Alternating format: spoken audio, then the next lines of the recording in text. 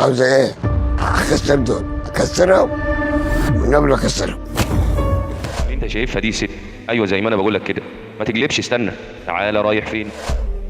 اللي انت شايفها دي اتخلت عن ملابسها كواحده ست او كواحده بنت عشان تعيش. ايه اللي يجبر حد ان هو يوصل للمرحله دي؟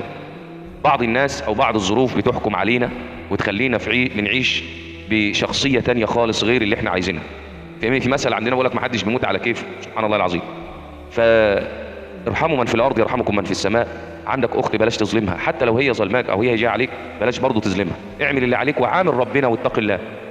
عندك جار اتق الله فيه، ما تخليش جارك يسيب الدنيا ويطفش.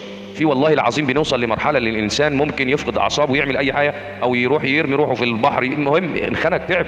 في ناس بتاذي كده وعادي، مزاج عندها انها تضر الناس.